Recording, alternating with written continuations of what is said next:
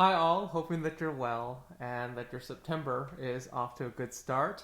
I'm up here in Canada and it's getting slightly colder and the school year has started and I thought I would share a little class on this very challenging part of Tchaikovsky Violin Concerto, another piece that one of my students is working on.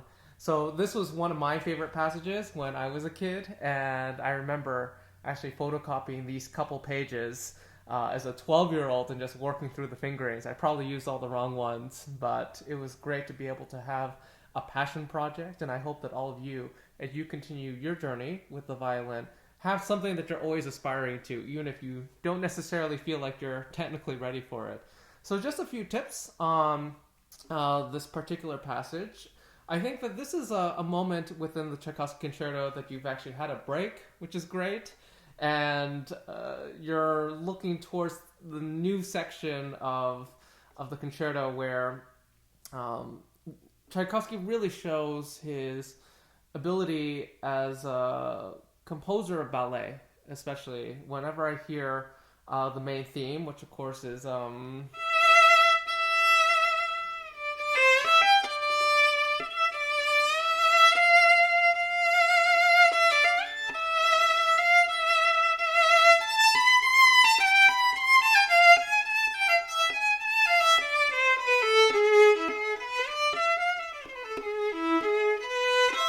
something like that if you were to actually sort of play through the entire thing. The context of this ends up being much more leapy in a sense that every single time that you hear the melody, it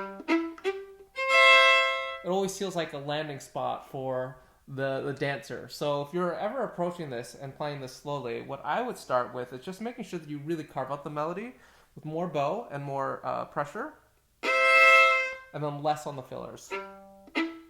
More. Make a line, and then this is another part of the melody. Less. More. More.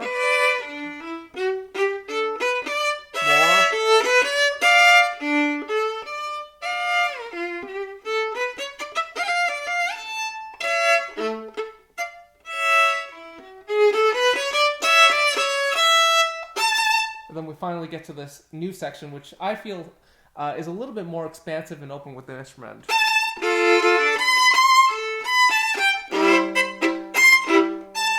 Minor.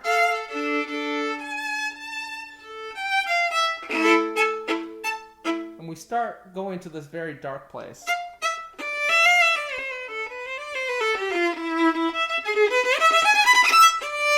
Echo.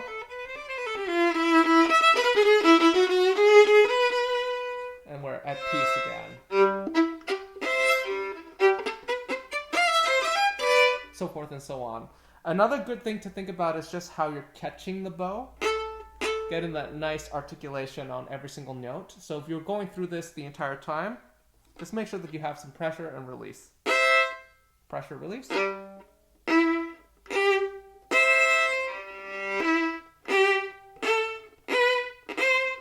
I know some people do.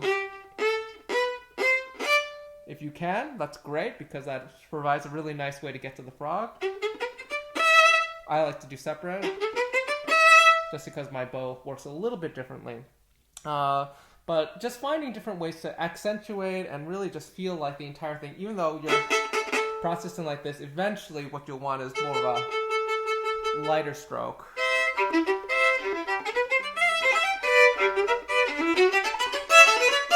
So nothing really feels like you're really settling down in the air. You're always in motion, always continuing onwards. This particular section here,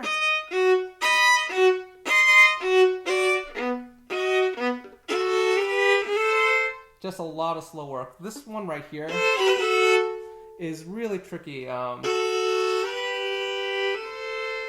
Just making sure that you have the capacity to really lift the second finger right away so that you get to the C natural. You're going from an F sharp to a C natural and an A. Just working on that connection. And of course, second finger. That's a big leap there too.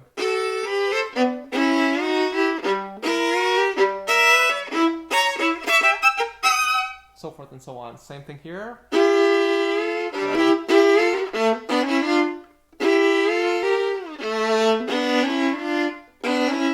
Just watching the motion of the hopscotch between the second and the second finger from the G string to the D string. Sorry. Aside from that, I think it's all a matter of slow practice using the metronome and just continually using your imagination. There's so many different ways that you can play this. You could do maybe less on the second one. You could do more on the second one. Less. Whatever you want. So the notes should be almost like your playground, and just find different ways to be able to think of different phrasings and expressions that really keep it interesting and engaged for you and the listener. Hope this helps, and I hope to share more soon. All the best. Bye.